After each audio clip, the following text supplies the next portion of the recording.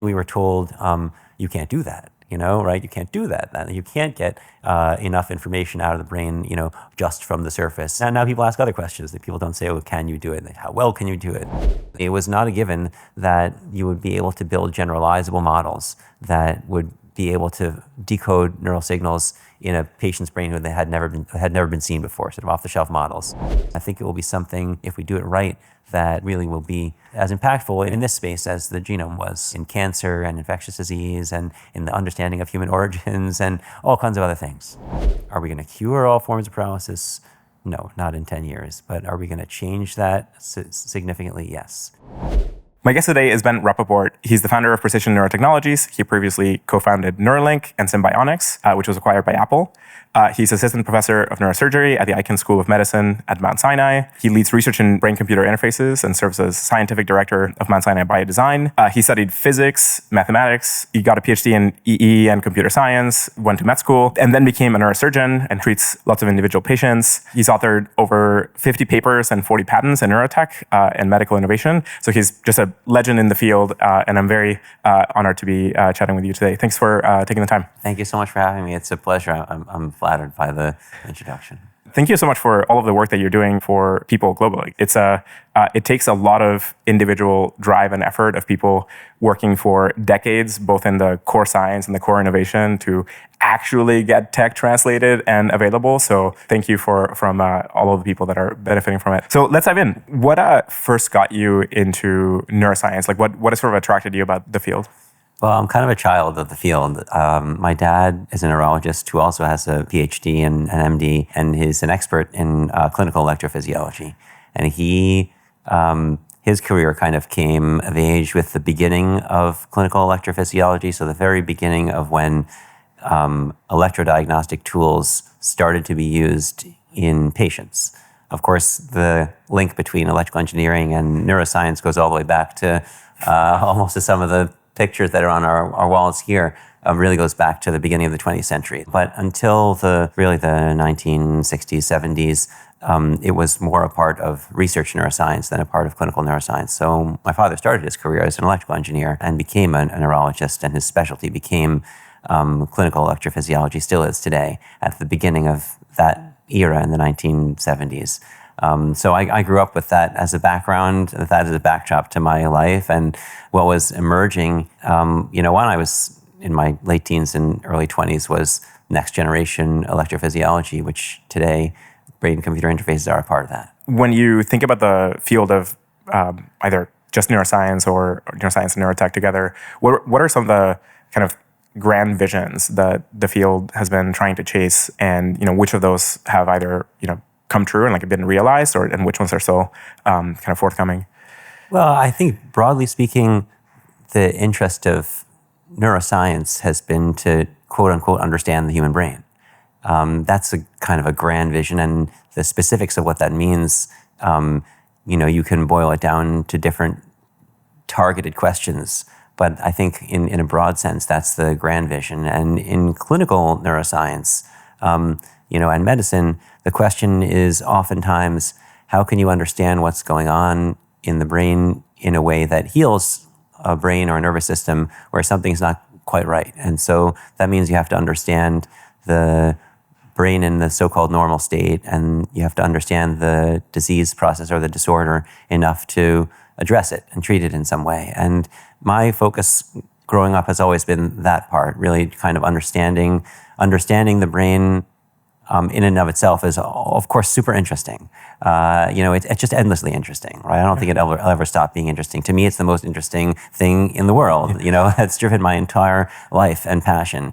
But really specifically trying to understand when something's not right in the brain or nervous system, how do we fix it? That's sort of been my lens in. And so the grand vision sort of changes a little bit in a generational context as, sometimes problems become more important to a generation for one reason or another. For historical reasons, kind of in the early 2000s, various forms of paralysis became very important in the national and international conscience, partly because people were surviving injuries that were not survivable in other generations, and partly it was a technology push, right? So sometimes it was a clinical pull, sometimes a technology push. There's various forms of paralysis that exist today that stem from stroke or spinal cord injury or diseases like amyotrophic lateral sclerosis, so-called Lou Gehrig's disease, which is a neurodegenerative disease.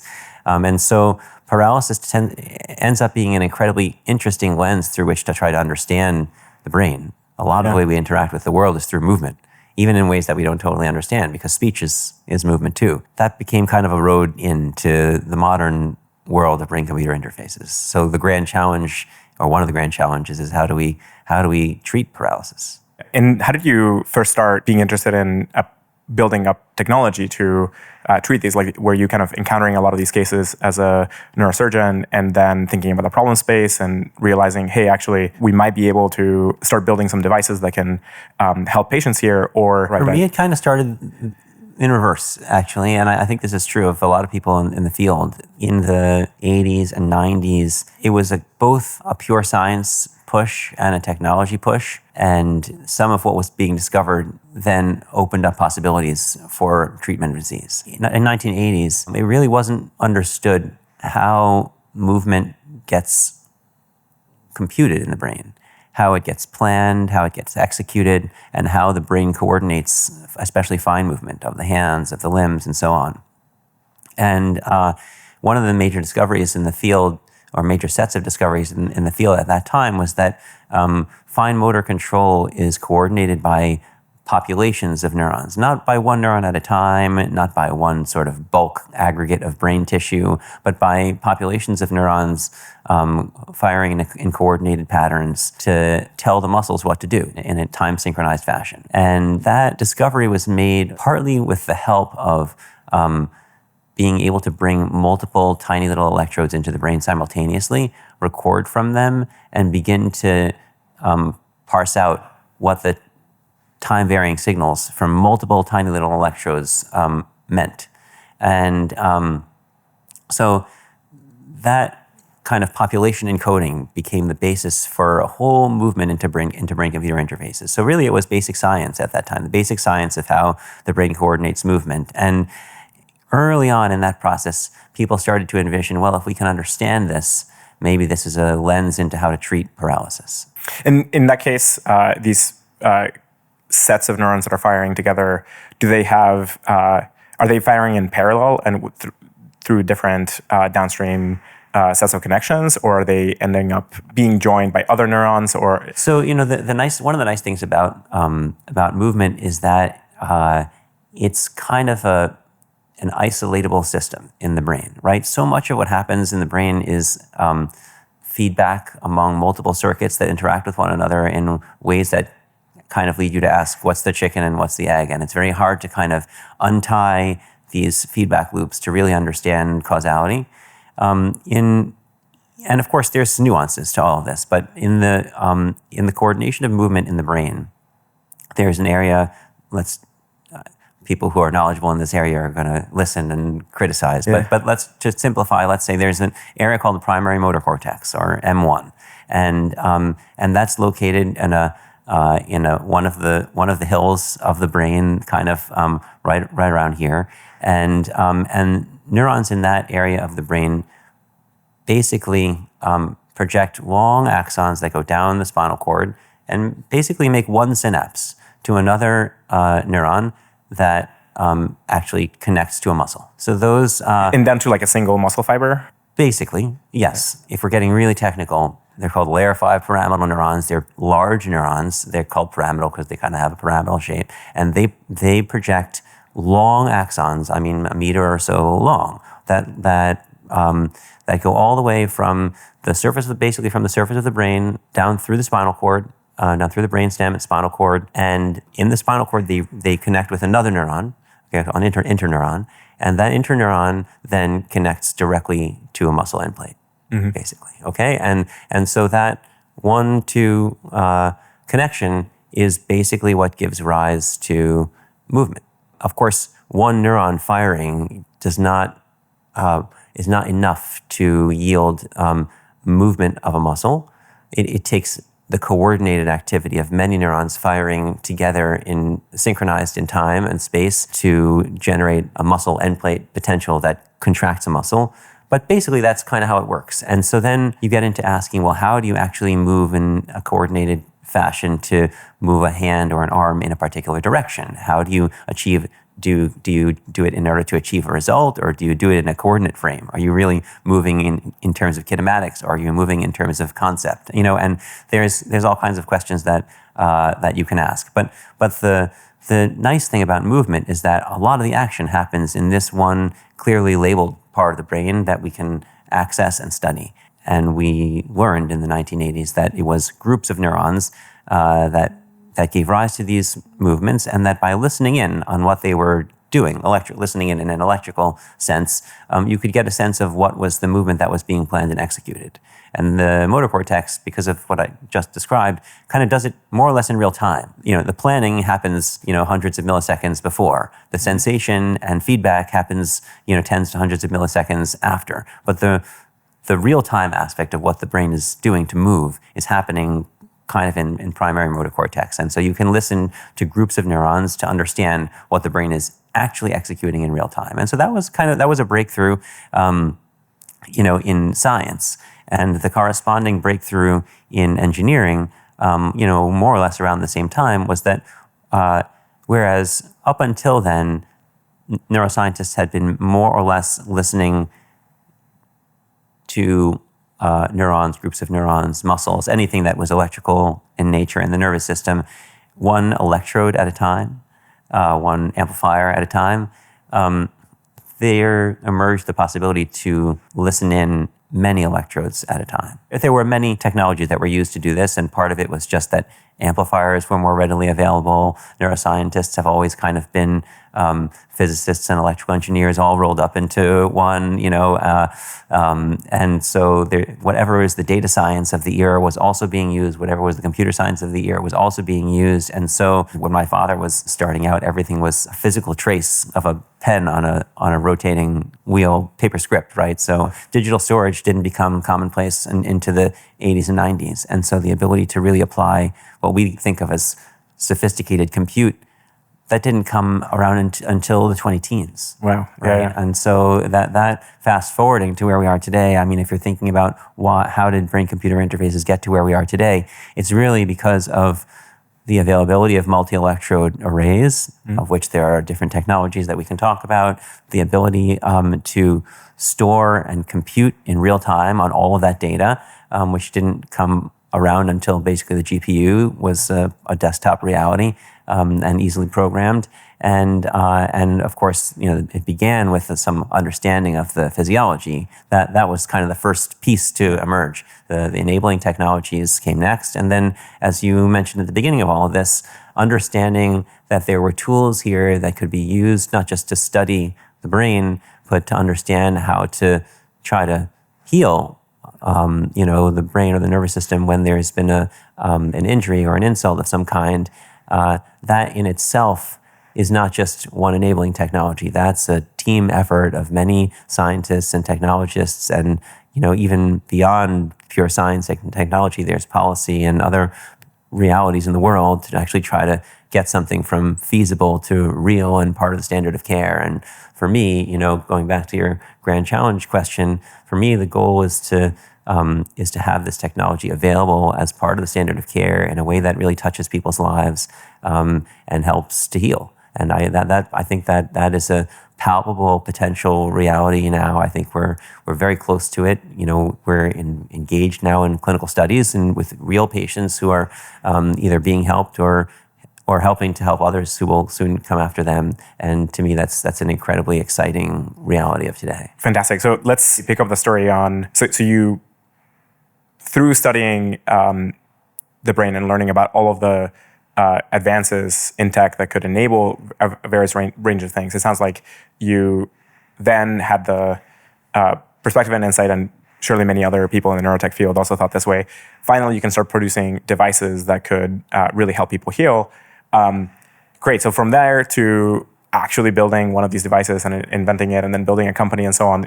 Lots of steps, right? So you co-founded Neuralink, and how did you then go from there to Precision? If you think back to what was happening in the mid-20 teens, really the first applications of machine learning were really starting to hit the public consciousness. One of the first, arguably, was Google Translate. Google Translate used to be terrible, a joke kind of almost, and almost overnight it was completely revamped to the point where you actually had high quality translation, across multiple languages even.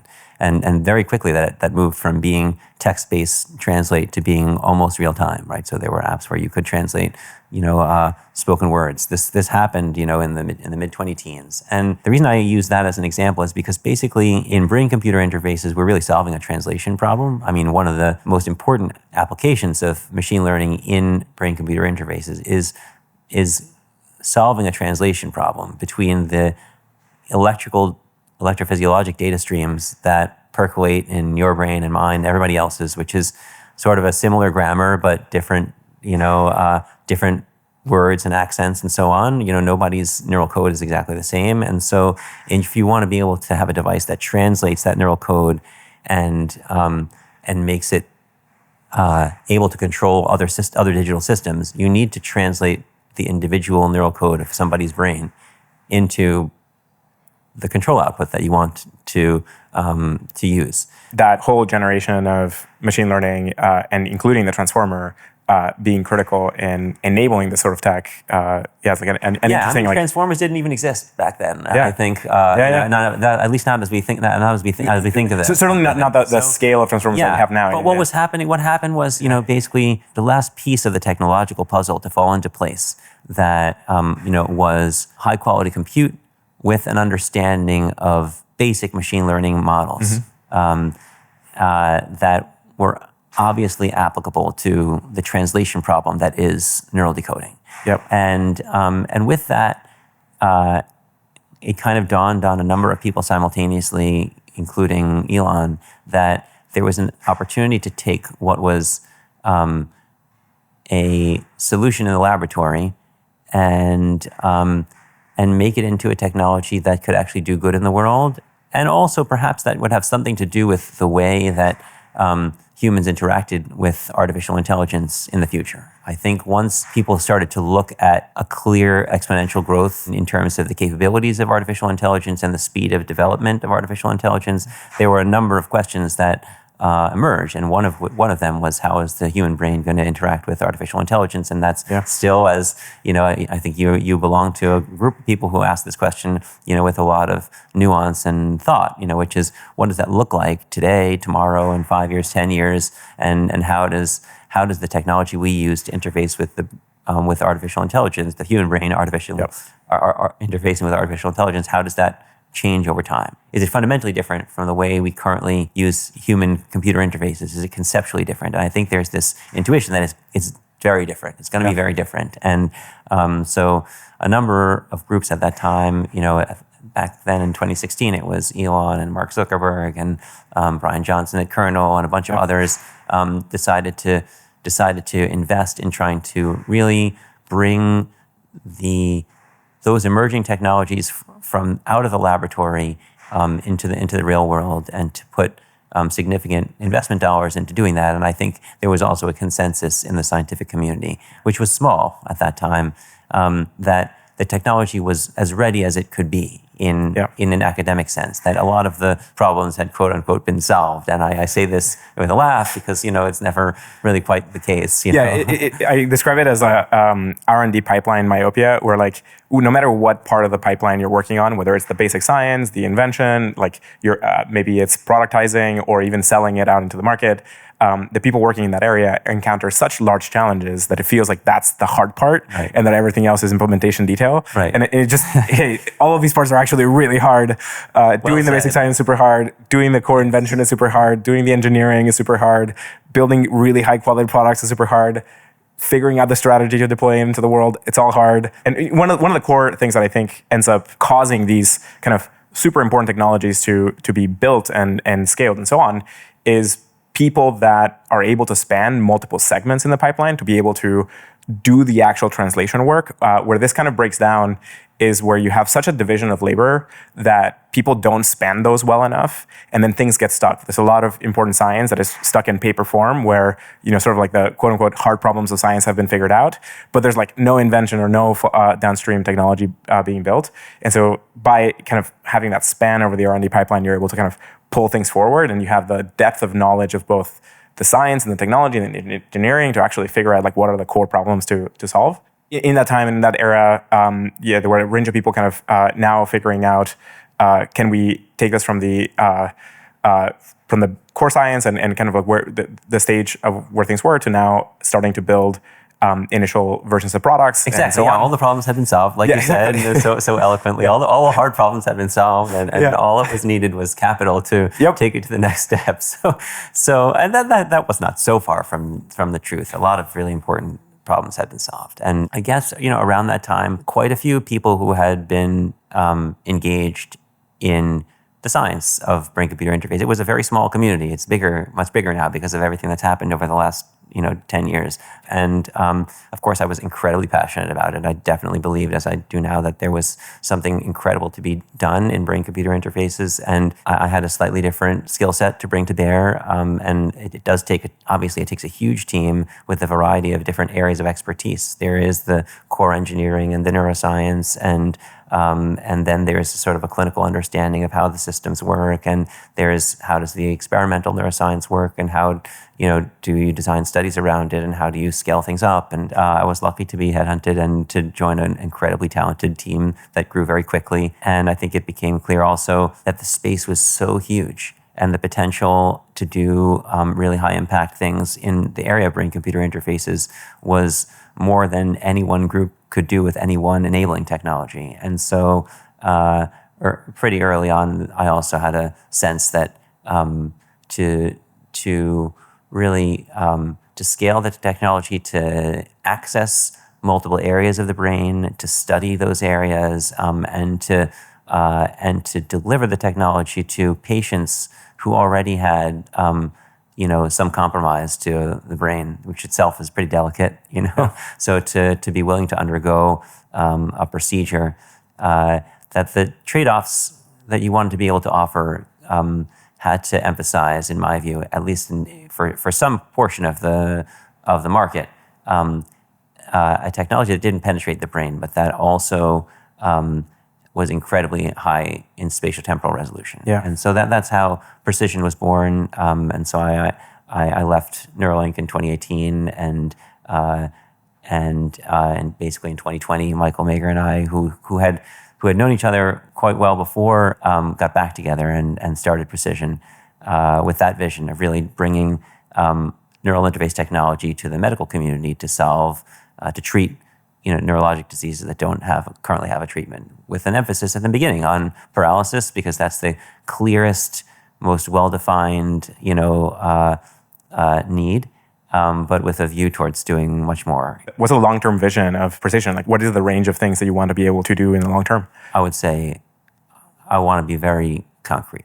We want to have in the next 5 years and beyond an effective technology for, I can't exactly say treating paralysis, but something to offer people with various forms of paralysis to restore lost function in a really meaningful way that brings people who are not currently able to engage in the world in the ways that you and I take for granted, back into that world. And that for some people that is about communicating with other people. For some people, it's about financial independence. For some people, it's about different things. But what we know we can do is to deliver seamless integration with the digital world.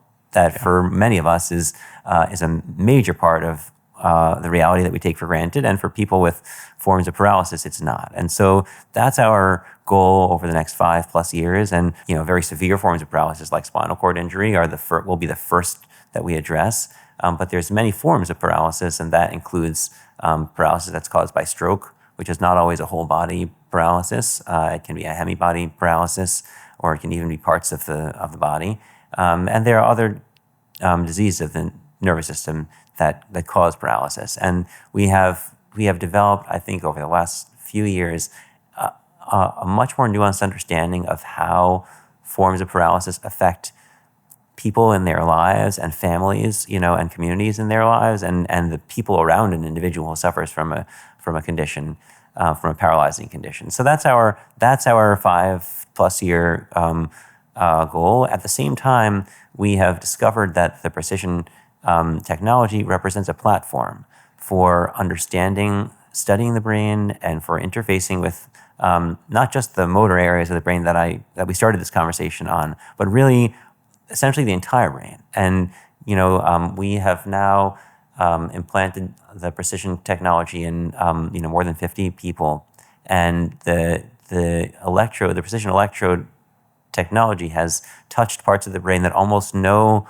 other, maybe no other single electrode technology has touched. Everything from motor and sensory areas to prefrontal cortex for decision making to inside the valleys, inside the cell side of the brain, of the cortex, which is the sort of thinking part of the brain, the brainstem, the spinal cord, areas of the brainstem that are even very difficult to address. So what we've discovered is that we have basically built a platform for discovery, diagnosis, intervention, and I think it's definitely the case that we can't even envision today. We have a pipeline, of use cases that we're working on, but I think that the possibilities just the possibilities enormous. are very significant. I won't say endless, but like very significant, and we want to enable others to build on that platform. It seems to me that there's just this huge bottleneck and an overhang in the capability set, because as soon as you're able to have devices that can read and write to the brain at some reasonable level of bandwidth, then that opens up this wide range of use cases and possibilities that just haven't been done before. So there seems to be like a lot of, not exactly low-hanging fruit, because it's very difficult to build these kinds of devices and make sure that they're safe and they work really well for patients and so on. But there's kind of like mid-hanging fruit and a lot of it that once you are able to cross this hard part, then a lot of things potentially open up for the next 5 to 15 years. Yeah, I mean, let me give sort of two examples if this is helpful. So one is MRI, magnetic resonance imaging, right? I mean, if you had told somebody, at the beginning, in the early days of MRI, like, okay, you're gonna put you're gonna go into a superconducting, a superconducting magnet that, costs many millions of dollars to build, and it needs to be maintained with liquid helium at 4 degrees, and you're going to get a high resolution picture of your brain because it's that I was like, what are you talking about? That's crazy. Maybe I've heard of nuclear magnetic resonance to be used on studying individual molecules for for chemical structure. You're going to telling me that I'm going to put my brain into that and it's going to give me an image of my you're crazy, right? Because or whole body diagnosis of that. Can't scale that. Scale that up. How are you going to get the resolution? Right? Too expensive, crazy. Okay, but so over time it scaled, and now MRI is an everyday reality that you can pay for. It's cost effective. It has just totally changed the way we diagnose certainly diseases of the brain and other parts of the body. Probably saved millions of lives, if not tens of millions. Absolutely, and it's accessible to everybody, right? Insurance pays for it. It's cost effective. People know how to run them. It's push button in a sense. Sometime at the beginning of that, in 1970, you would have said that's insane, no way, right? And who needs it? Because there's other technologies that I have that allow me to diagnose all of this stuff. So, that's one example, maybe a little bit mundane, but nevertheless, the technology behind MRI is non-trivial. So a lot of physics, electrical engineering, understanding of biology and chemistry that goes into making that real, a real product now. Is it a consumer product? Not quite, maybe. Is it a medical standard of care that's universally available? Not even just in the developed world, 100%.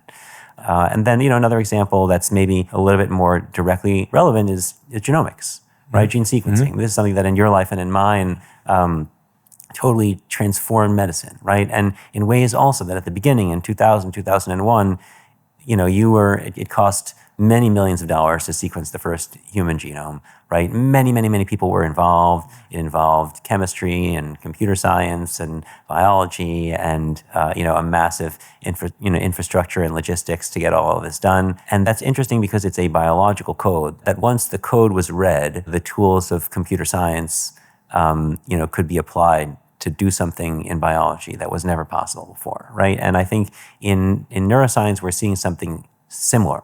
Not exactly analogous, but similar, right? Which is availability of data, right? Yeah. And in a format that is portable, relatively uniform, and that packages neural data in a way that makes it amenable to the tools that we've that we've developed for other things, including image and video processing and modern machine learning in a highly parallel compute world. Unlike the linear and fixed in time structure of the genetic code, the neural code is basically a two plus dimensional code. It unfolds basically on a planar surface, at a time scale of 1,000 hertz, on physical scales of tens of microns, hundreds of microns, really. And but we now have a technology that interfaces on those spatiotemporal scales. We have the ability to store data on that scale, and the precision technology we've learned, is easily applied in many contexts to harvest data, and to save that data, to compute on it. So I think we're starting to see like the edge of an exponential. I mean, if you just it's hard to say that 50 patients represents exponential growth, but if you think that as of 2024, the number of patients who had ever been implanted with a brain-computer interface was about 75, right? So 50 patients is like almost a doubling of that. And this is one company. In one company in 2 years. I think I don't want to predict out too much, but I think we'll be a lot more patients, in a year's time, and so that.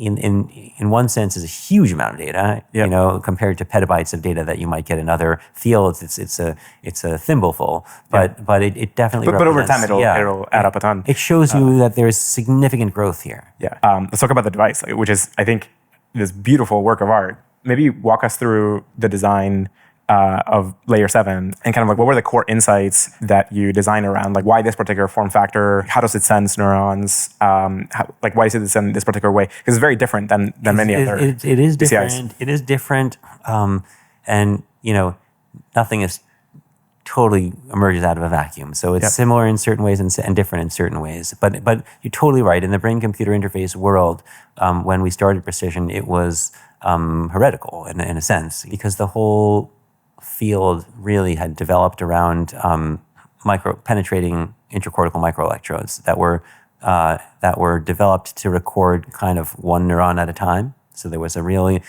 in the 80s, 90s, 2000s in the academic field of brain-computer interfaces, there was a real emphasis on trying to record from individual neurons. The neuron being thought to be the atomic unit of information processing in the brain, and the atomic bit of information being the action potential. So it's colloquially referred to as a spike.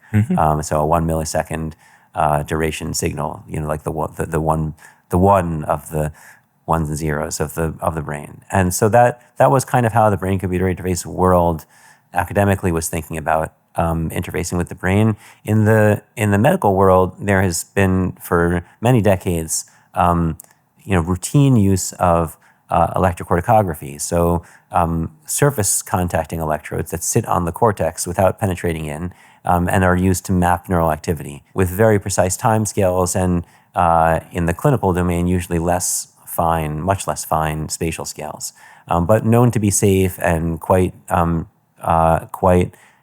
flexibly useful for many decades. And one of the insights that I think we take for granted on the medical side is sort of that most of the conscious experience of human beings takes place at the cortical surface. So the brain is, of course, this three-dimensional structure, but really it's optimized for surface area. If you take a look at the neocortex, it's kind of like a flat sheet that's crumbled up into a ball, and it has these hills and valleys, as a way of optimizing for surface area. And the reason is that at the surface, that's where all of the thinking, conscious thinking happens. And a lot of what's on the inside is essentially white matter or wiring that connects, like we talked about at the beginning of this, that connects what happens at the surface of the brain to the outside world through the brainstem and spinal cord.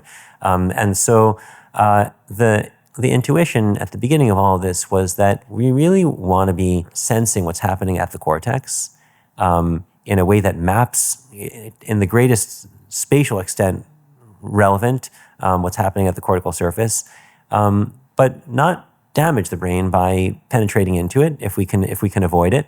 And what if there's a way of doing that? Well, electrocorticography already existed. No one had built electrocorticography systems that were at comparable scales to the intracortical penetrating electrodes that had been used in the world of brain-computer interfaces. And so we said, look, let's just do that. If we do that and we get the electrodes down to the scale of individual neurons, will we be able to sense? We should be able to sense high quality neural information. And we knew also, there are some kind of like in every field, there's sort of like the black magic, and so part of the black magic, just like in AI, right? Like in early machine learning, there's all the black magic, when do you stop training? How the actual stuff gets really done, right? There's the stuff that you write papers about, and then there's the stuff that you have to learn by doing, which is the stuff that nobody talks about, right? So one of the things that nobody talked about with intracortical electrodes was that very often, you would stop recording from individual neurons, or you start recording from one and then it shifts to another because the electrode moves a little bit, or the brain responds a little bit, or the impedance of the electrode changes, and so you can't record from individual neurons, and you're really recording from a bulk average of tissue. And all of these things were happening, and anybody who was in the field knew that was the case. And the reality was that recording from a local average field and recording from individual neurons was basically equally informative from the standpoint of, can you decode what the brain wants to do? It's maybe not equally informative if you're a neuroscientist trying to study the behavior of individual neurons, but from the standpoint of how the brain decides how to make the body move through the world, it's equivalently informative. And so... and is that just primarily for more cortex-style cases, or will there turn out to be other areas of thinking or behavior that end up with these populations of neurons? Let's say that it is definitely true of the motor cortex. It is also seems to be true of many other areas of the brain. And are there processes that require more and less fine-grained detail? Probably, yes, 100%, right? But is there a huge application space that resides in this scale of hundreds of microns of spatial, and few milliseconds of temporal resolution? Absolutely. This shouldn't surprise the machine learning world either, right? Because what was the TPU and the GPU all about? It was about reducing precision, in order to increase scale, basically, and so the fact that we can reduce precision, by a calculate, lose a few bits of precision, in order to increase spatial scale and scalability and addressability of different areas of the brain, and just also safety, make a safer device and easier. So without compromising efficacy, really, at least for this class of problems. So it seems to me like the classic case of a great contrarian secret. When building a technology company. It's the rest of the field thinks and behaves a particular way. You have this core insight that, hey, actually the problem gets a lot easier, and you can tap a whole range of use cases by applying this other case. Sure, you might not get the full holy grail of hundreds of thousands of individual neurons, but a whole wide range of applications are achieved. That's not my holy grail. My holy grail is making products that work for people in the world, right? It's not, my holy grail is not studying every individual neuron in the brain simultaneously. Some people, that's the holy grail. It's not mine. But no, exactly what you said, right? This is and was a contrarian position that actually, at the beginning we were told, you can't do that. you know, right? You can't do that. You can't get enough information out of the brain, just from the surface, and then we of course, like anything, you have to prove it. So we have, that took time. Now people ask other questions that people don't say, oh, can you do it? How well can you do it? That's the natural evolution of... classic case of like, you can't possibly do this. Right. Well, here it is, proof. Right. Okay, but you can't possibly do this other thing. Right. Yeah, it's like but to your, to where you started, right? That was the insight, and so the notion, well, okay, so what do we need to do if we want to get to those scales? Is we need to make, electrocorticography arrays that are on that scale. Well, how do you build something at that scale? Well, it's actually, like we said, the real problems are not so easy to solve sometimes, right? Because when you have to put a lot of electrodes in a planar array, how do you connect to them, right? Yep. How do you make it small enough? How do you manufacture it in a reliable fashion? How do you manufacture it in a safe fashion? How do you route all the electrodes out? How do you power that device, and so on? So the answer to how do you make a small patterned device, that was easy. You use photolithography. That's how you make all kinds of small electronics. Easy to say, but not so easy to do, because number one, although well known and universally used in electronics, photolithography is really not used in medicine, in medical devices. So the number of medical devices that use in a sensor context that use photolithography is, you can count them on one hand, right? Yeah. Precision is now one of them. And then, but also this thing has to be flexible, because it has to conform to the surface of the brain. By the way, the brain is delicate. It kind of has a jello-like consistency. And so, it has to be the interface itself has to be correspondingly delicate. And so, and all these electrodes have to be uniform in size and shape and impedance. And then we had to solve questions like, well, how fine do you make them? What material do you make them out of? And how big should they be in order to record from the electrodes? And these were all, questions that had a theory behind them, and that we had to then empirically go and solve. But the fundamentals are that the modular device is a polymer thin film that contains tiny little platinum electrodes, most of which are about the size of an individual neuron. The module that we use most frequently contains 1,024 electrodes, but we can place many of them side by side to kind of tile the brain. And the traces are very thin platinum wires, essentially, that are embedded in this polymer thin film. And those traces then connect in a hermetically sealed into a hermetically sealed can that contains the electronics that amplify, digitize, and condition the signal, and ultimately wirelessly transmit it outside of the body. It's beautiful, like fascinating. So you had this idea for how to produce this kind of device. Now, how do you start? Right? How do you make it? How do you make it? How do you make it at scale? When you're building something that demands, incredible quality and reproducibility.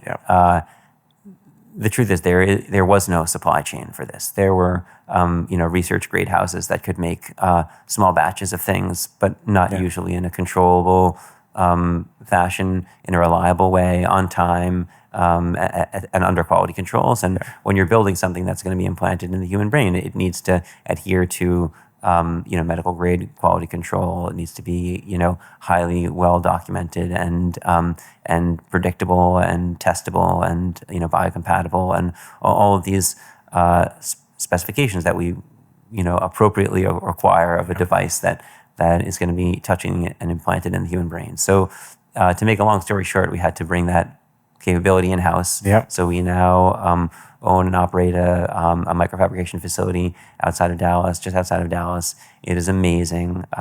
Did you build it from scratch, or did you acquire it? Or we acquired it. Yeah. It's very hard to build one of these from scratch. Yeah.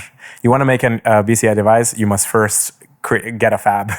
That may be the case, right? I mean, at least for the in the short to medium term. I think that's true. And as of 5 years ago, there was no supply chain, right? I think during COVID, many of us became acutely aware of manufacturing supply chains and how they limited development of technology and progress of industry.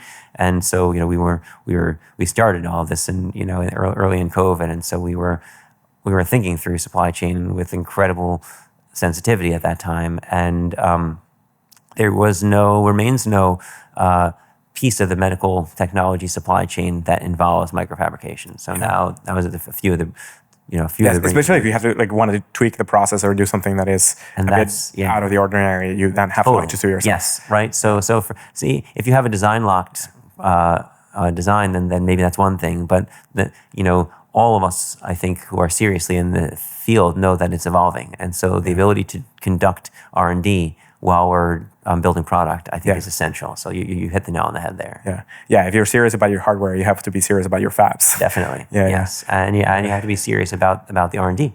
Yeah. Right, you have to be building for today and also planning for tomorrow. So you design the device. In order to make it, you have to you try working with external groups. It doesn't work as well. You need to in-house it. You get your own fab, and so now you have this awesome device. We now have some insight into the approach in sensing populations of neurons, and potentially some of these can get small enough to sensing potentially one or a few neurons at a time. But it also has this it's super flat. What is the thinking there? And you also developed this new surgical procedure that is just very different than what a lot of the other BCI groups are doing. What is the thinking there? Okay, so let's unpack that. But before as you were asking the question, I want to just pause for a second because there is you frame a lot of the questions with you, and so I want to. I represent a plural you, right? So this is not just me, right? You represents, a whole team of people, certainly at Precision and in the field as a whole, right? So I just want to acknowledge, that, we were talking about the microfabrication facility, right? I mean, we didn't just acquire a facility. We acquired an incredibly experienced team that had actually been working at that facility for some of them for more than a decade, and that team knew how to operate the facility, knew how to work together as a team, and so that's not to be taken for granted. I mean, this is all of the science and technology is developed by expert people, collectively, probably with almost.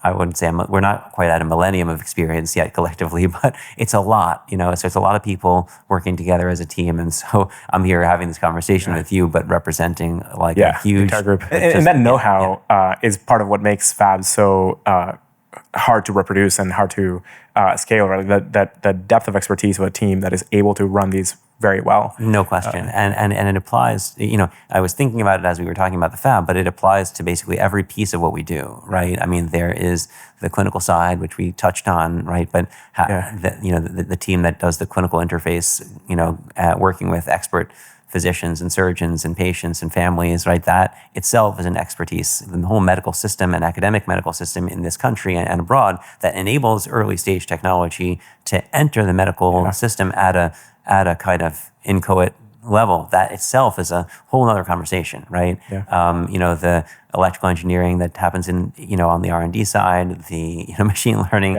all of these are groups of experts, and the development of the technology and its rollout into the world depends on that. So to your, you asked a series of questions, which include the electrode array is planar, and what's the thinking of that? How is it delivered onto the brain, and how is that different from how other groups have thought about it? And then what signals are we actually recording from the brain, and how do we think about that? So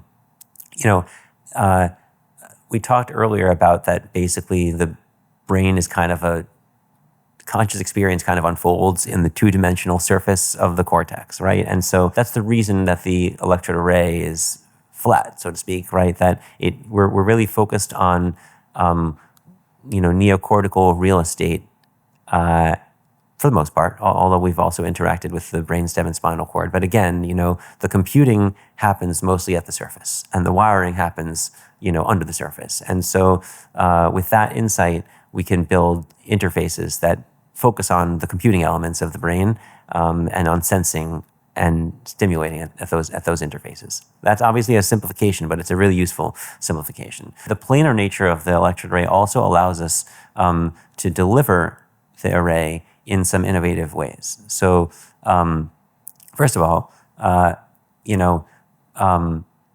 it makes the array placement in the brain or on the brain incredibly safe because basically the array basically just caresses the brain surface.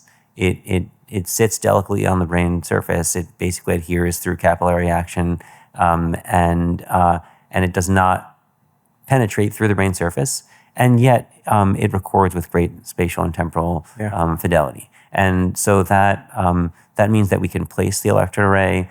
It can be moved along the surface, so we can a little bit of trial and error adjustment is possible in ways that are not possible when you have a needle-like electrode that needs to be withdrawn and replaced in order to optimize its position. So that carries certain advantages. And it's also possible to be extremely modular. So we can place a lot of these electrode arrays simultaneously, hardly without worrying whether there's a blood vessel or what have you. We can also get into the nooks and crannies and folds of the brain. So we can get around onto surfaces of the brainstem that are inaccessible to conventional electrodes. We can place, and surgeons have placed the electrodes within the sulci, the folds of the brain, which are really not accessible to penetrating types of electrodes. And so there's certain things that the this planar, film-like nature of the electrode allows us to do that are not possible with traditional electrodes. And one of those things also is that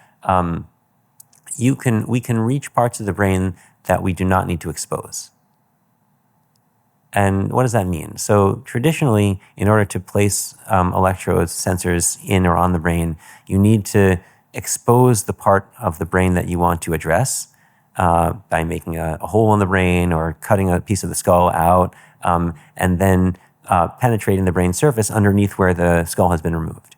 The surface array that we have can be placed through a little slit in the skull. So we designed it to be placed through a slit in the skull, like a little incision in the skull and the dura, and it can be slid across the brain surface. And so it can be placed directly adjacent to this slit, or it can be placed many centimeters away. And we have done that, or our collaborating surgeons have done that. They have made, small apertures in the brain and slid the electrode many centimeters away. And that can be done with one or with multiple electrodes. And so what the technology allows us to do then is to really decouple the invasiveness of the surgery from the total amount of information that you can exchange with the brain. Yeah. And that also was kind of like an aha for brain-computer interface, that minimally invasive nature, not just minimally invasive in terms of the way that the brain contacts the electrode contacts the brain, but also minimally invasive in terms of the procedure and hopefully the risk and risk-reward profile of patients considering undergoing a procedure. Maybe to help listeners kind of understand difference, maybe describe how some of the other surgeries happen and how they're implanted, and then the approach that you're taking. In the research world where this all started, it was required to basically cut a piece of the skull away. Mm-hmm. That is a traditional technique of brain surgery. So when patients need to have the brain access to remove a tumor or to seal an aneurysm or something like that, there is a tried and true ways of accessing the brain that are totally appropriate. When there's a need to get in. But of course, the less you open the brain from many perspectives, the better. And so all of the prior generation technologies, because they were based on needle-like electrodes, the only way to get a needle, even a very fancy needle, into the brain is to expose the place where you want to put the needle. And you need to expose the area directly underneath where you're removing skull is where you're going to be placing the needle. So if you're trying to get to the surface of the brain, you need to remove skull over that whole area where you want to address. And so that becomes a pretty invasive procedure. So that applies to Neuralink, for example. Even if it's a very small removal of skull, nevertheless, to scale the process, you do need to remove more skull in order to get more electrodes in. It seems like most of the BCI companies right now are following this kind of procedure, where they're doing a borehole right on top of the area they're trying to be able to sense. Especially if you're trying to scale it out to multiple different sites, then that would mean many holes in the skull. Exactly. So it would be nice to decouple the number of holes or the size of the hole that you want to make in the skull from the total number of electrodes, or from the functionality of the device. And that's what we did with the Precision system. Is we can make one small aperture, which in our case is either a small borehole or a slit, and we can slide through that 1 millimeter slit or a very small borehole many electrode arrays, so many thousands of electrodes can be placed. And that decoupling of invasiveness of the procedure from information exchange with the brain, that was a precision innovation. Yeah, and that also seems like another great contrarian secret, where like the rest of the industry is going in one particular direction.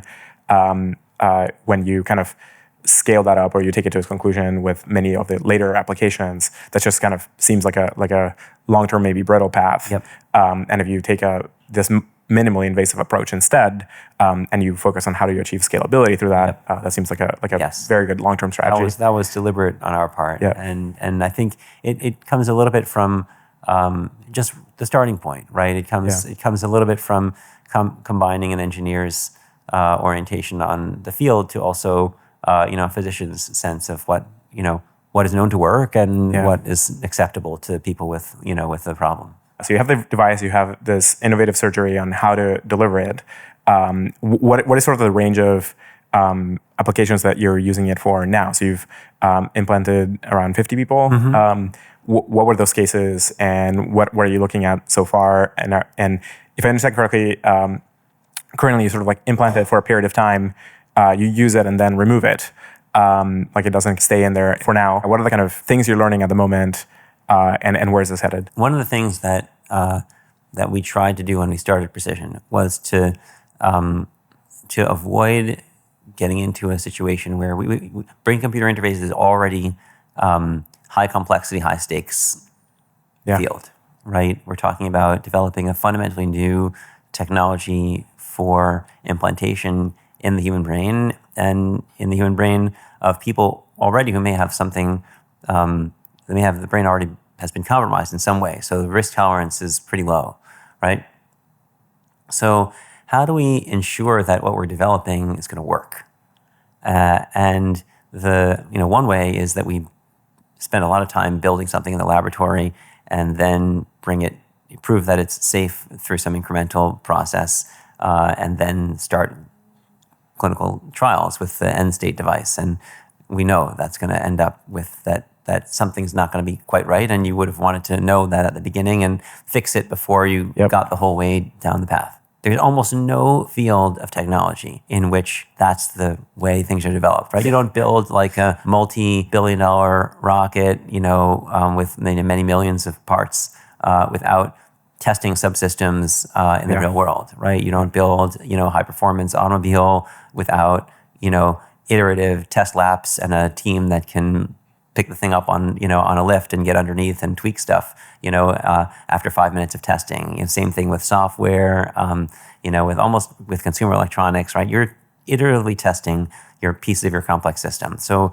we knew that we wanted to be in a situation where we could test and validate and verify pieces of the complex system in parallel. And the problem with medical technology, including brain-computer interfaces, is that the end user is not really part of the engineering team, right? The end user is a patient or a surgeon or a neurologist or some combination thereof. And so how do we bring that part of the user experience into the design loop? One of the good things about the precision technology is that the electrode array that we were just discussing, it's removable and reversible, right? Because it doesn't penetrate into the brain, it can be moved and removed without traumatizing the brain. And so the risk profile of the device is fundamentally different from that of penetrating electrodes that, however safe they may be, still do some amount of they cut into the brain. And so just the ability to do that in a temporary fashion is fundamentally different. And so because of this nature of our electrodes, we were able to design supervised studies with clinical partners at major academic sites in which patients undergoing standard of care neurosurgery, sometimes asleep, sometimes awake, basically could volunteer to participate in an early stage study involving the use of the precision technology. And in that way, we learned a tremendous amount about how the devices interacted with brains in the real world, in real clinical settings, what the signals looked like, and importantly, early, even starting from a very early stage, proved that in people who were awake and most of whom were able-bodied, right? That they could execute and imagine movements and imagine and speak, and that we could using the machine learning side of this whole technology platform, which we've only barely touched, could decode the neural correlates of intended and attempted and executed movements. That's the fundamental sort of insight and motivation of our clinical program, is to, number one, just validate the technology. Make sure that we're getting signal quality that we need, and that the signals that we're getting are decodable, and that we have an algorithmic pipeline, a signal processing and algorithmic pipeline that really works. And so that we don't have to, and that we could do that and de-risk that, and not only de-risk it, but really push it forward in a nuanced and a kind of accelerated fashion, even as other parts of the system were coming online, right? We're well beyond that at this point, 5 years, into the company. But that was the insight early on. Like, let's make sure that we're decoupling risks, that we're doing, that we're testing pieces of the complex system together. So, to your original question, like, who are the patients who are involved? What's the nature of the surgery? So, with different clinical sites, we have different types of procedures in which the device has been used. I'll give you a few examples. In some brain surgery where there is a tumor near language-related areas or movement-related areas, it's part of the standard of care to electrically map where the so-called eloquent areas are, so where the language-related areas or the movement-related areas are, so that those areas are not removed along with the tumor. To put it in plain terms, and yes, this is localizing what areas to make sure to really avoid. Exactly. Which areas to protect, and which areas represent abnormal tissue that can be removed, and that is, there are traditional techniques that are used to do that, and so it has been of interest to understand, can higher resolution electrode technologies help do that better? And also, just while that's happening in parallel, once you've identified those eloquent areas and are operating on the other ones, right, the operating to remove the tumor, can we place the precision electrode on the what's known to be a movement-related area or a language-related area, and while the patient is awake, have them engage in a behavior, or in speech, in movement, hand gestures, and so on, that allow us to test and validate that we can identify distinct signatures of those behaviors, those intentions, those behaviors, and so on, and really make sure that when the technology rolls out to people who can intend the movements, who can intend the speech, but can't execute them because they're paralyzed, that the device, the system will be able to perform. So we, a lot of the early work that we were doing involved situations like that. So some of the patients had brain tumors and were being operated on partially awake. Some of the surgeries were surgeries for Parkinson's disease, in which an electrode was being placed in a different area of the brain, but nevertheless that allowed for access to the movement-related areas of the brain in people who, for a portion of that procedure, are awake. And I just want to kind of, just as a sidebar, understand that in this type of clinical study, these the people who are undergoing the surgery are volunteering to doing something pretty extraordinary. Yeah. Right? They're really partnering with us and with their surgeons to say, look, we understand that that there are people a little bit like us, or who we may know, who down the line, we're going to be contributing data and knowledge and insight that are going to help other people who are not us. And I think, to me, that is part of how medical science, advances. But it's amazing. It's extraordinary pioneering work that just benefits so many other people downstream. Totally. So I think that has to be acknowledged, and these people and their families are amazing. It's a very special person who does this, and I think that needs to be said. Yeah, absolutely. And so many people in the future will be deeply thankful of those people that took the action now to be able to push the frontier, understand what's going on, and then be able to shape they're usually, therapies in the future. Energetic, incredibly fascinating, curious people who you want to be their friend and their partner, and they feel as invested as we do to learn and and push the boundaries forward and and contribute something to to people beyond themselves. But nevertheless, it's, that those are the people who are really, really on the spot at that time, and they usually have their own things that they're worried about. And so to sort of like zoom out a little bit and think about somebody who you may not know, who's going to come down the line, you may never know them, you may never meet them, nobody will know your name, and you may not know theirs, but somehow you're contributing something. It's special, it's altruistic, and it's I think something that not everybody realizes that's how it works. But so those are the kinds of interactions that we're having. And then, earlier this year, we did receive FDA clearance for a version of our device, which is a percutaneous, a wired version. So, of course, the permanent implant is a wireless version of the system that records the neural signals and wirelessly transmits them outside of the brain so that we can control a computer system.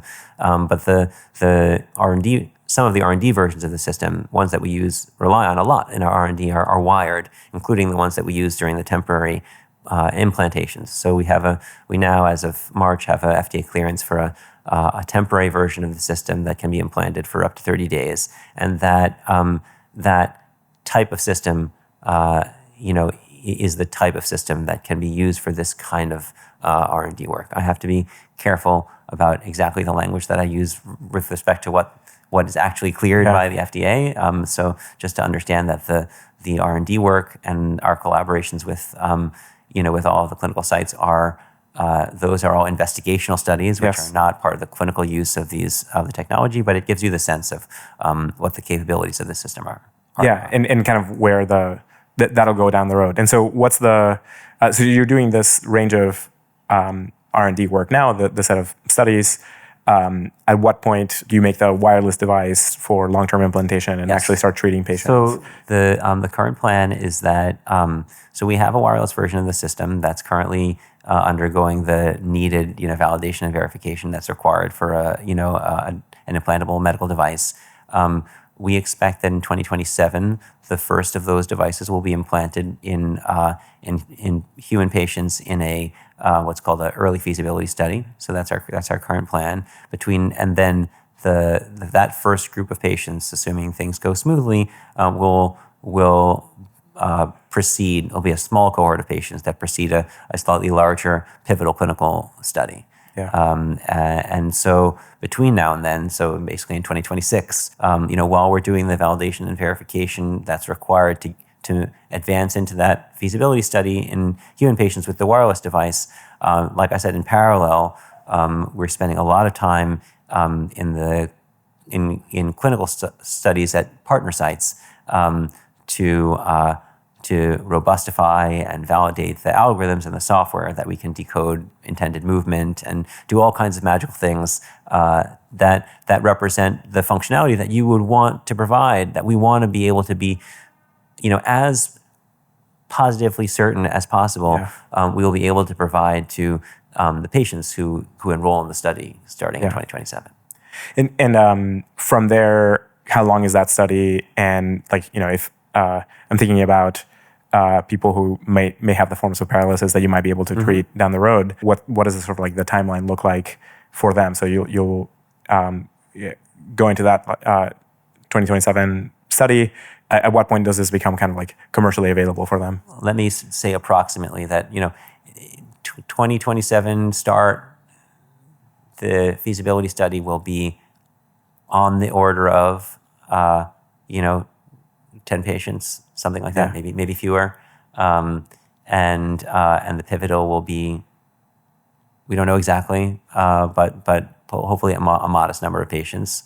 So I think we're talking single-digit number of years before, and the pivotal study, both of those studies need follow-up, right? Yeah. So you need to enroll the patients, and they need a certain amount of follow-up, and some of that is still to be negotiated. So I don't want to, with the FDA, to be agreed upon with the FDA. So I don't want to say too much in a premature fashion. Of course. But I think I think it's reasonable to say that we're looking at single-digit number of years, if all goes well, to devices as part of the standard of care that are starting to treat people with paralysis, that are available for people with paralysis. Yeah, amazing. And sort of how many people out there might qualify for this kind of treatment down the road? For the most severe forms of paralysis.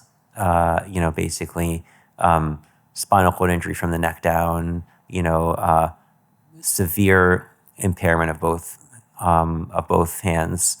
We're talking tens of thousands of people in the United States per year newly affected, and probably several million who, if you looked at a cross-sectional study of the United States today, several million, about 5 million people existing, in need, right? So about 5 million existing, and a few tens of thousands per year newly affected, and that's for the most severe forms, right? So people who basically are paralyzed almost completely from the neck down and don't have adequate use of their hands to engage in routine desk job work. My feeling is that my hope, let's put it this way, my hope is that as long as the technology is safe and effective, that other forms of paralysis will be amenable to treatment with this type of technology. And I think that the precision technology is well poised for this. I'm particularly thinking about stroke, because stroke is the most common form of paralyzing injury. It's different from spinal cord injury in that it's more often incomplete. It doesn't usually affect both sides of the body in quite the same way. It has, in some ways, less focal impact because of the way disrupting blood flow to the brain works. But nevertheless, I think there is a huge need. In restoration of function after stroke, there's a big segment of the medical community that really believes that one of the next stages in the impact of brain-computer interfaces is for people with stroke. Because if you think, and this is a little bit different from the AI futurist, application world of how does the user interface change, right? And we can get there too. Yep. But if you think about it in terms of like what's the medical need. In the last 10 years, the treatment of stroke has been totally revolutionized, right? Actually, when I was growing up, when you were growing up, stroke was a medical disease, right? There was nothing procedural to offer. That changed slowly over time. And in the last 10 years, the ability to intervene acutely and to remove a blood clot from a blood vessel that's causing the paralysis, that's causing the stoppage of blood flow and oxygen to the brain, that changed, and that and a few other things made stroke as a whole a more procedurally amenable condition. And I think there is a very influential stream of thought in medicine today that feels that brain-computer, even though that has saved life and limb for many millions of people, still many of those people whose lives are saved and improved live with a form of paralysis that we don't yet have a way of treating. And so there's a sense that what's waiting for those patients, and in the United States, that's almost 1 million people per year who are affected by stroke. So it's like 800,000 plus people a year in the United States have a stroke, some of whom fully recover, some of whom are extremely severely debilitated, and some of whom, about a third of whom, go on to live life, basically a full life expectancy, but with a significant paralyzing deficit. And I think many of us know people like that, right? And so the question is, what do we have to offer them today? And there isn't much, actually.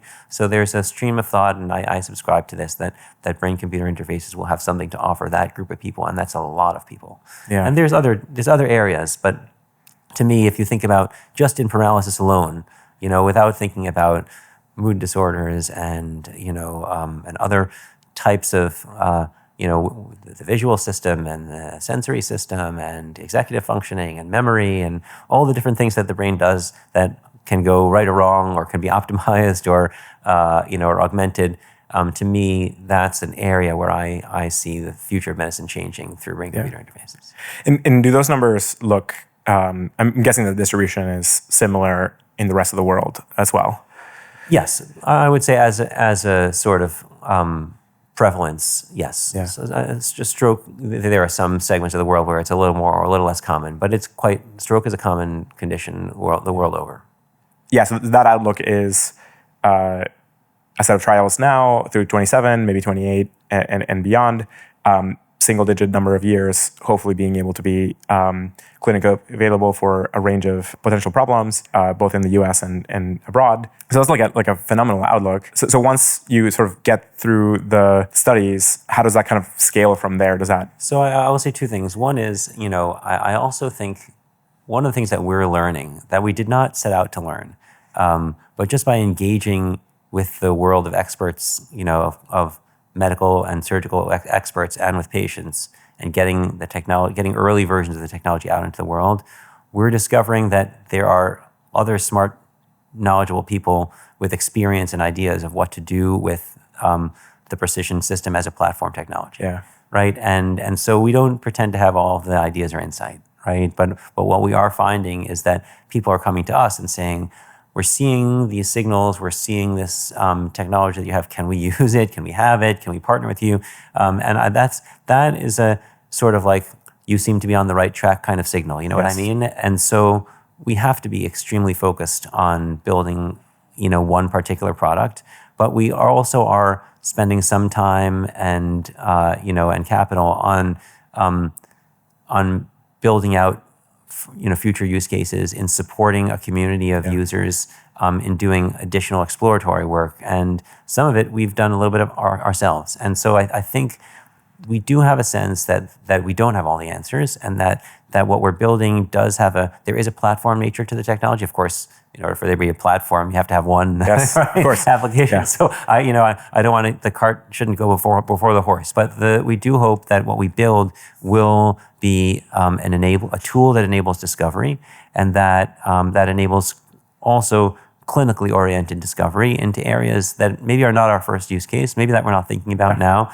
but certainly we're able to access and gather data from all kinds of areas of the brain, brainstem, spinal cord, and we want to enable others to do that work either independently from or in partnership with us to build on the platform, and to build on it, especially in a kind of software-enabled fashion. So that is part of the vision, and I do hope that some of the other applications of the technology will be thought of and moved forward by others too. Yeah, we want to set the stage for that. From there, as in practical terms, we do have quite a few partners, and some of them are clinical research partners, and some of them are other types of partners, and we're trying to balance how to prioritize the main thrust of what we have to do with building for the future. So let's get into the neuro data and AI segment. So as you collect, as you use the device to be able to kind of map and understand how what different signals kind of correspond to what, you've talked about being able to aggregate this data across a number of patients over time to be able to build more and more robust models of what's going on, to then be able to enable more and more patients, right? So that we've had some good results already where, in a range of applications, it might take a lot of time individually for one person to train to be able to use a particular BCI. But if you're able to aggregate the information across many such users and build a better ML models, you can cut that down significantly to the point where you're able to extract much better signal from brains in general, to the point where like supporting each additional patient is just much easier. Plus, you might also be able to decode other kinds of signals that previously were super difficult to, or people didn't think you could do this. So yeah, where does that sort of vision take you? And what are you thinking in terms of scale here? Like how many people might this take to start yielding really strong results? And kind of what's the path that you're thinking about taking over time? Yeah, absolutely. So to both directions that you articulated, I would say yes. Direction one being, can we achieve accurate neural decoding more quickly in the patient N+1 on the basis of patients 1 through N and what we've learned from them? The answer to that is absolutely yes. We're already seeing evidence of that. By the way, that's an incredibly powerful and not necessarily a given. I mean, it's easy to see 20/20 hindsight, but it wasn't, in the era of the, early 2010s when every patient was an N of 1, and a lot of time was spent calibrating and recalibrating these systems. For those who know the field closely, it was not a given that, you would be able to build generalizable models that, would be able to decode neural signals in a patient's brain who they had never been seen before, sort of off-the-shelf models.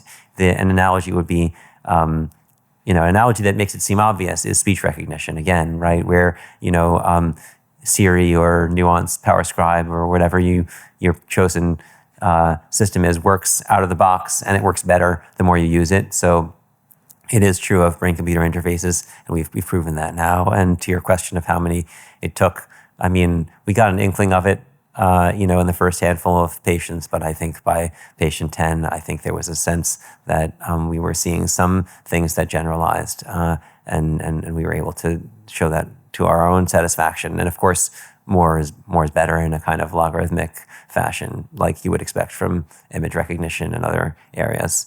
So definitely, and that's really important from a product standpoint. And it's not just true that you get things that generalize. It's also true that that more data improves performance. So accuracy in particular, and in some cases speed, but definitely accuracy benefits from having more data. And that's sort of not a surprise, but it's really important.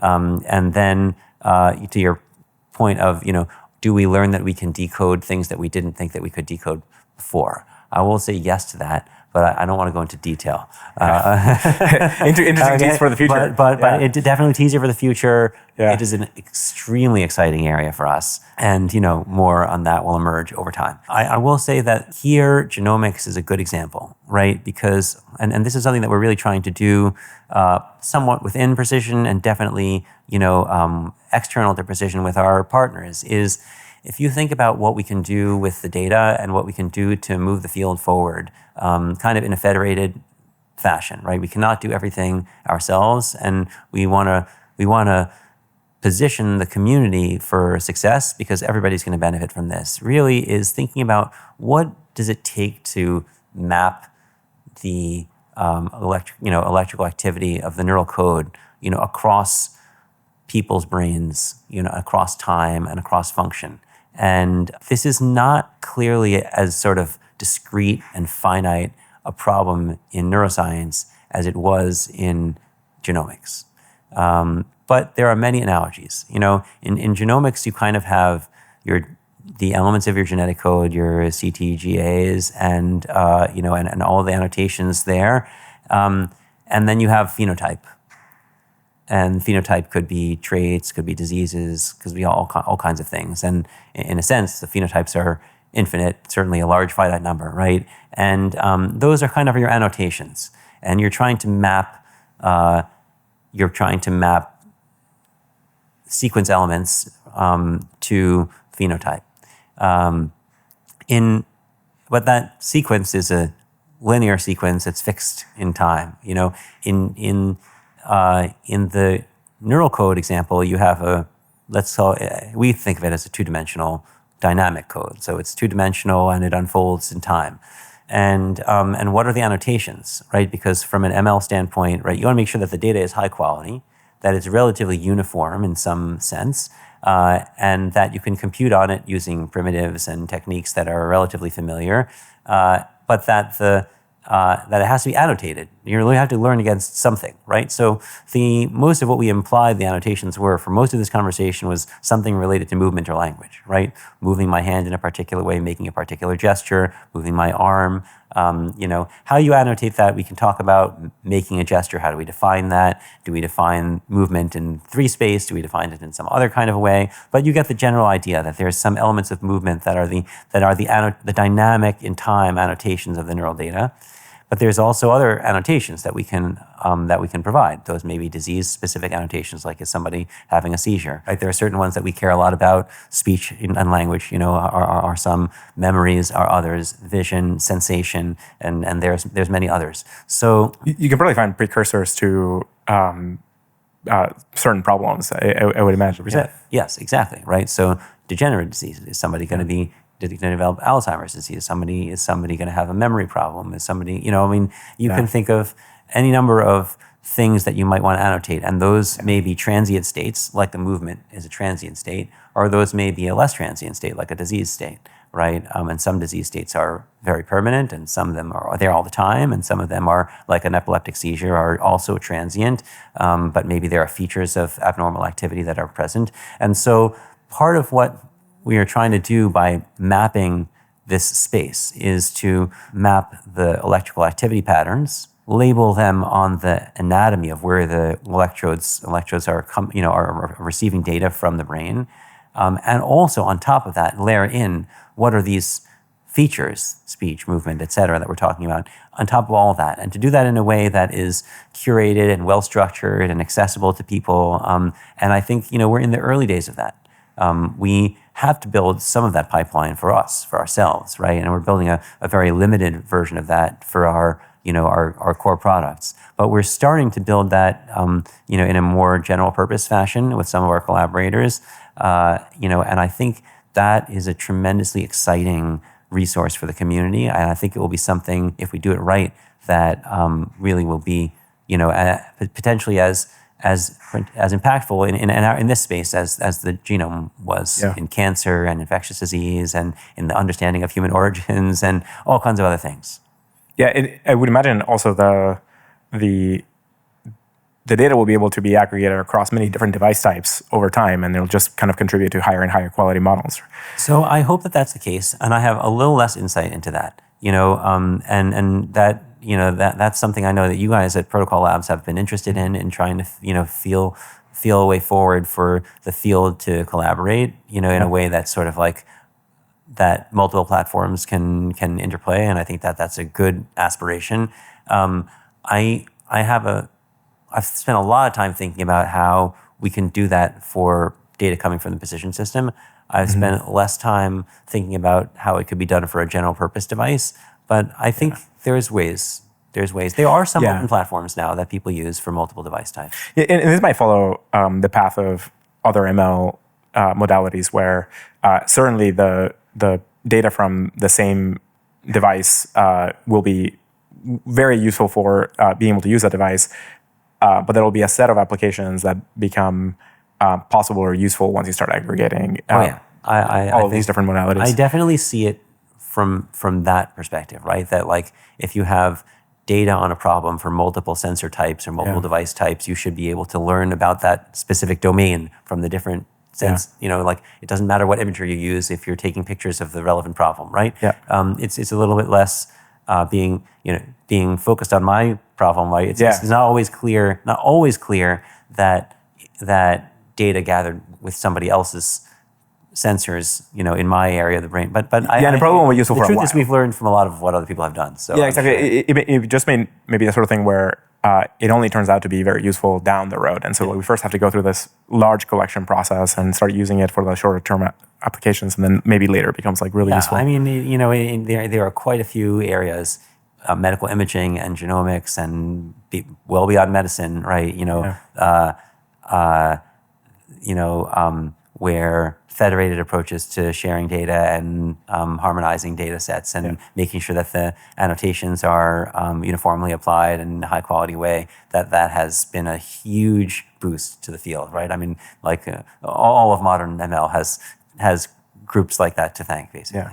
And this might also be a case where the precision technology can be used to collect tons of data that may not directly lead to short-term applications, where like the data that you have is just like not useful enough or sufficient.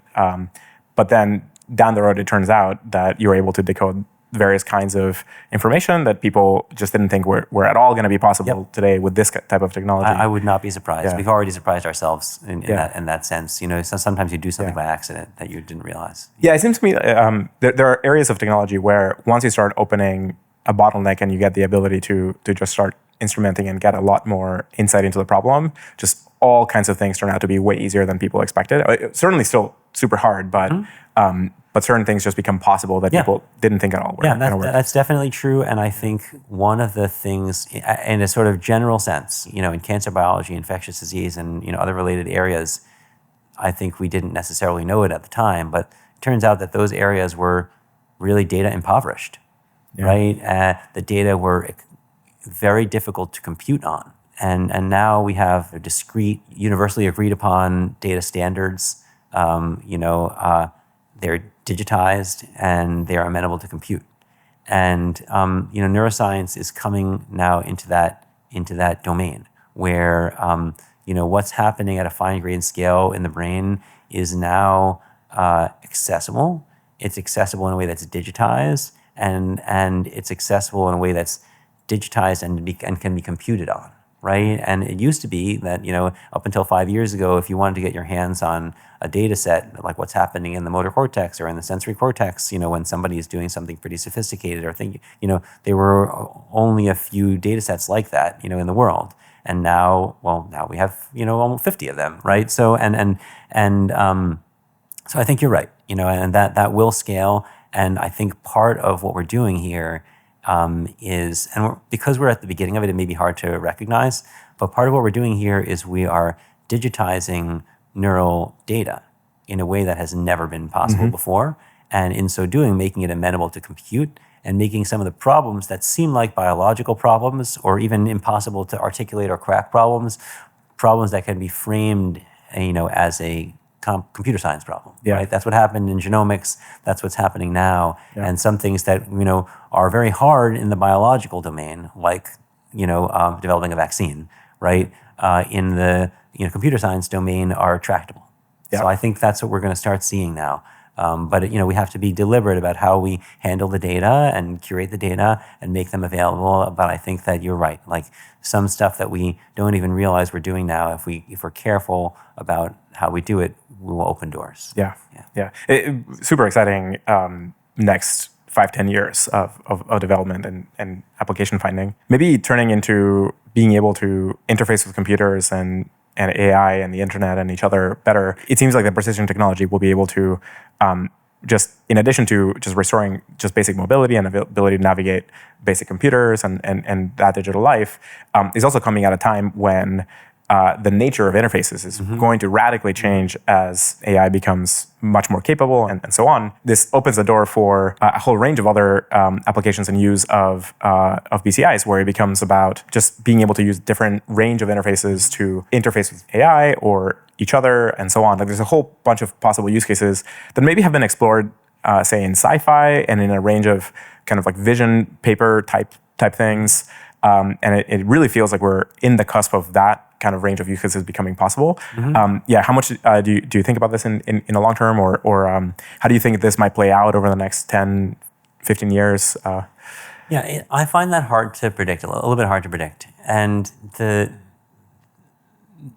maybe I'll be criticized for being like not imaginative enough, but the way I see what's happened in the past, being relevant to what is happening now, is if you think about the way electronics have interfaced with the human body over the last several decades, right? Things that were avant-garde, a generation ago, are now just part of everyday life. And examples of that are implantable, cardiac devices like pacemakers and defibrillators. In a generation and a half ago, that was science fiction, and then it became an ordeal, but something that was possible. And now, you may have a relative or maybe several relatives who have such devices, and, it's basically an office procedure, and they have a computer that controls their heart, and nobody even knows about it, right? Like they forget to tell the doctor that they have one, and that's crazy, and by the way, their cardiac data is being uploaded and downloaded by their cardiologist and maybe even by them on a smartphone. And that just became pervasive and more highly functional and almost kind of like a lifestyle change for many people. It's basically a lifestyle choice at this point. It used to be a major surgery. Cochlear implants are another example, maybe one that's a little bit closer to home for brain-computer interfaces. They were initially for people with severe deafness or congenital deafness, really a very medical type application, and they improved dramatically. And a big inflection point that was very influential in my own life was seeing the deaf community accept that parents of a deaf child could make a choice to have a cochlear implant implanted in an infant, just a few months old, right? Make a choice. That to me signified that the technology was so robust and reliable and effective that even a community that knows that it has its own culture and language and grammar and literature, right, could nevertheless decide that parents could they would get behind parents reasonably deciding to have an elective major surgery in an infant.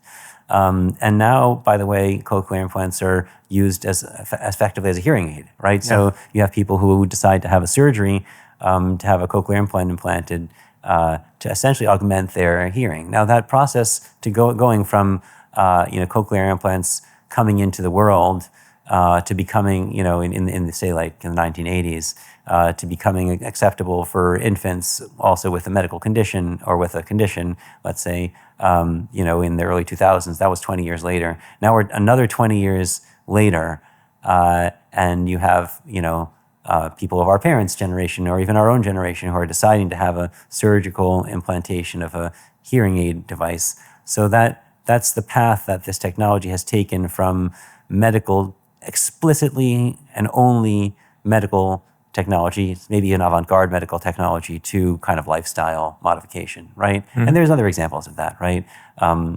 Glucose monitors is an example. I can point to quite a few. So for all of these, in a way, these are the body interacting with the digital world. They're not quite what we're talking about in terms of interacting with modern artificial intelligence and the internet and so on and so forth. But they are, advanced implantable electronic technologies interfacing with the world and shifting from something that is a medical necessity to something that's essentially a lifestyle choice.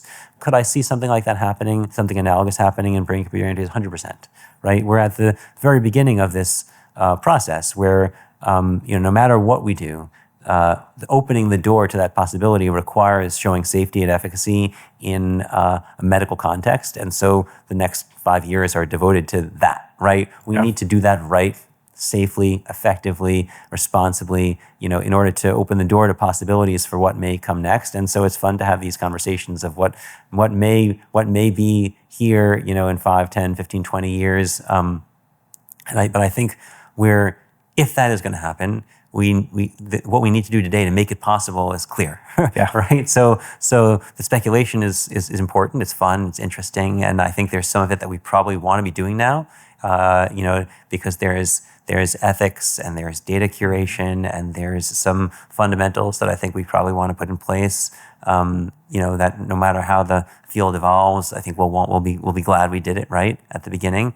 But yeah, I could envision that. And by the way, people's concept of what's acceptable also changes, right? I mean, I've said this many times, but I have two kids, and what they know a little bit about what I do, and to them it's normal, right? And so the next generation, the people who are 5 years old today and who are going to be the young engineers and physicians and others who are coming into computer scientists who are coming of age, deciding what to do, when there's already a platform for development in this space in 5, 10, 15 years, their concept of what's possible, what's normal, what's acceptable, and what's taboo is going to be very different from ours. But it sounds like you still imagine that taking many decades to develop, whereas maybe a range of other folks in the field, or I personally think it might happen a lot faster because of the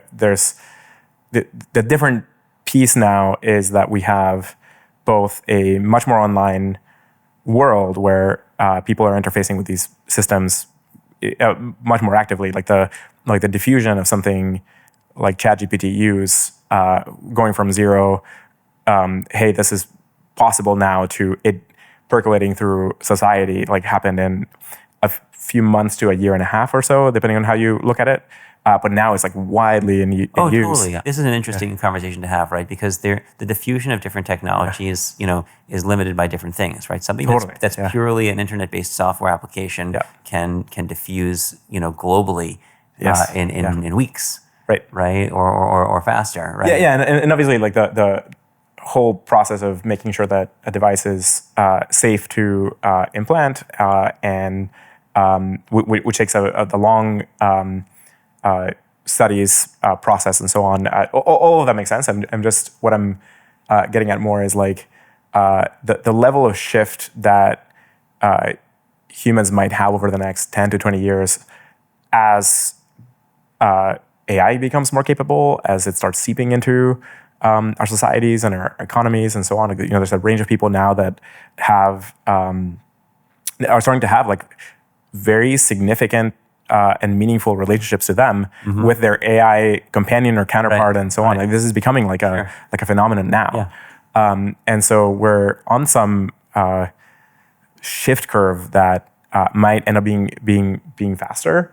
And so just kind of pushing. I think it's. I think that it's definitely. There's no question that there are predominantly software-based software and wearable and portable device-based applications of artificial intelligence that, I mean, we're all experiencing it, right? You and I both, many times a day, we experience the impact of, changing AI tools. So in the wearables and software world, that's a definite reality.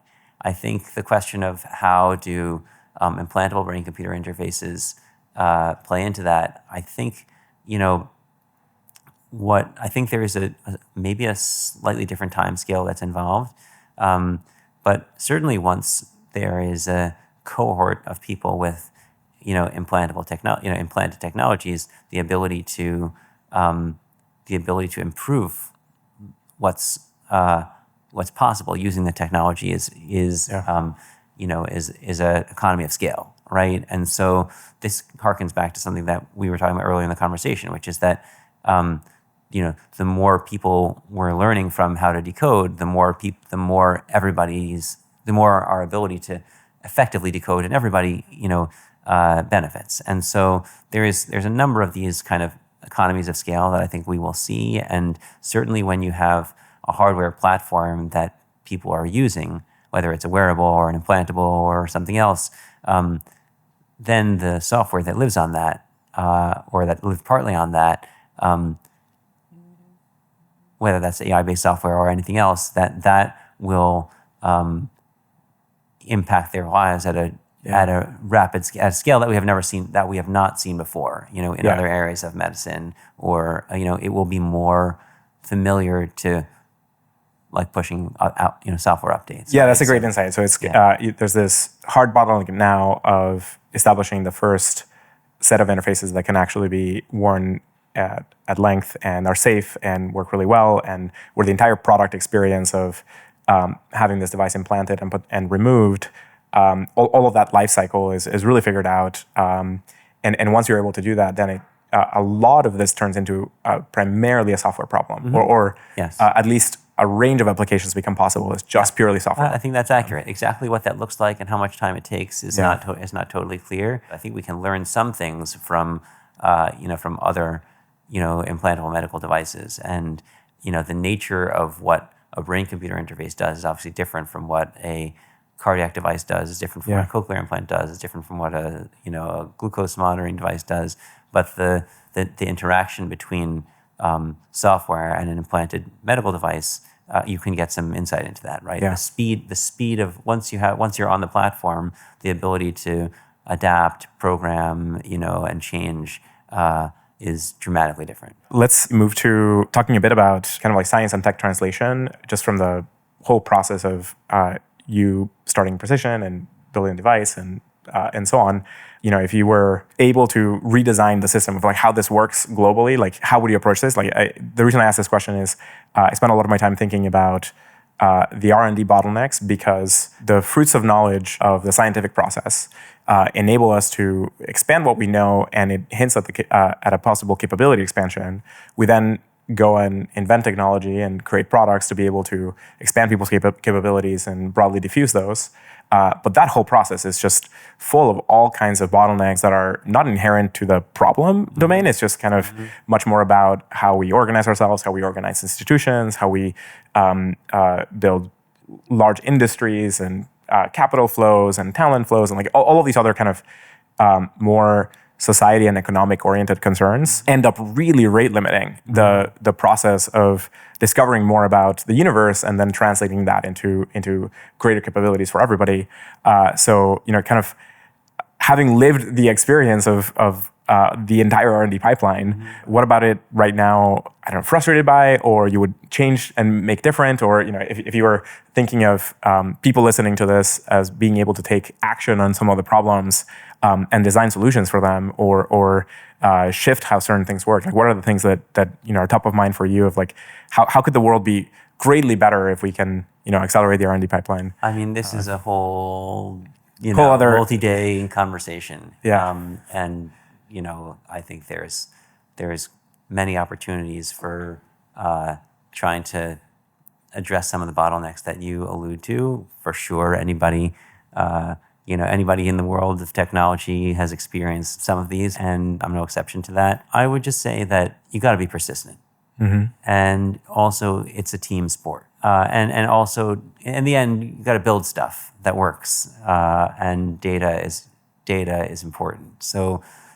It's not all about ideas, right? It's a lot about implementation. And so some of these bottlenecks, I think that you're referring to have to do with administrative or intellectual property or legal or capital flows or, finding talent or unblocking talent or whatever, but I mean, at the end of the day, it takes people working together, building stuff that works and getting it out there. And that kind of comes down to just persistence and persevering. And what that looks like any given day for any given problem is hard to articulate in like a concise recipe, because what it takes to get something working is all different things that you kind of mentioned. It could be technical or resource related or legal or regulatory or human in nature. But yeah, of course, like the real world, the real world of the R&D pipeline from concept to product working in the real world it's a long, bumpy road, and nobody navigates that alone. So you kind of need to find fellow travelers and just persist. Maybe with that in mind, like what other thoughts do you have for either aspiring neurotech founders or people in various teams or maybe like neurosurgeons who are like going to be treating people with like a whole range of like new technologies? Like what are some of the thoughts or principles that you have found inspiring? I mean, persistence is certainly one of them, but curious if you have other thoughts or advice. I find it incredibly exciting. We're in an incredibly exciting time right now, I think, and it's we're lucky. I mean, we're seeing something very special happen. Like a kind of an area of technology come unlocked. And it really is a very collaborative endeavor right now. And so I now am in a situation where as we use the technology at different sites across the country, I have what's really a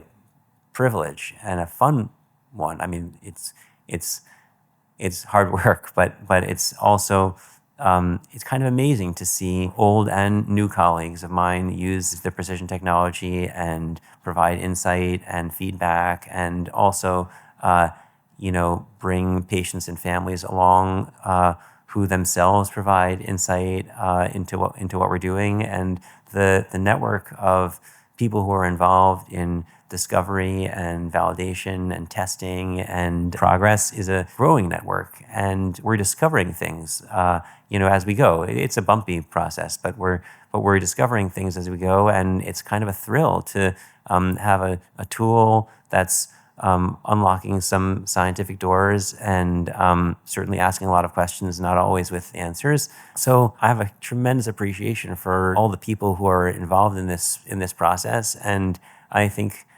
also a sense of intuition and confidence that the field is taking us somewhere that's very positive, even if it's going to be a struggle, in certain ways, with some uncertainty around timelines and capital flows and exactly who's going to benefit when. But it's thrilling and exciting in a certain way, and it's really also special to share that with so many people. And maybe as you look ahead into the future, what's kind of like your optimistic vision of the future? The stories that tend to be told a lot tend to have high drama, and so this is what you end up with, like in popular fiction. You end up with highly dystopic future worlds because that just kind of sells way better. And so it kind of is up to us and a lot of other people to paint like really positive visions of the future to be able to aim for them. What are the sort of things that, you think about when you think, I don't know, like 30, 50, 100 years out? Like what's sort of like possible that you're working towards and you see other people working towards, or you want to inspire people out there to work towards? I mean, let's try to project, a generation. Even that is hard for me anyway. But, if I think about what I'm able to work on, relative to what my father was able to work on and what I think maybe my kids, will see, I think that we're going to change the nature of what it means to have certain kinds of disability in society and in the world. And I think that's going to be incredibly powerful. I think that is exactly how we change that and exactly what we make possible is hard to say. But, just like cochlear implants have profoundly changed the nature of what it means to be, hearing impaired, I think brain-computer interfaces are going to have a profound impact on what it means to be physically disabled in society. And that's a massive change. I think we're going to see that in the next decade. Are we going to cure all forms of paralysis? No, not in 10 years. But are we going to change that significantly? Yes. I think in the next 10 years, also 10, 20 years, we're going to have brought forth a very powerful technology for understanding how the brain works. And I think some problems that seem hard now are going to not be problems that people care about anymore in 10 or 20 years because they'll be taught in grade school. And I think that that has been the case with genomics as an example. That's going to be the case with certain problems in neuroscience. And some of the things that we think of as profound, like questions of consciousness and questions of neural computation, are just going to be like, even my kids know how to query, some of the AI, softwares now. And so I think it's going to be just an amazing step forward that some of this technology unlocks. So there's going to be a big impact in disease. There's going to be an impact in understanding of medicine and neuroscience, and what application layer is built on top of that. I think part of that is for us to enable, and part of that is for another generation of scientists and engineers to contribute to.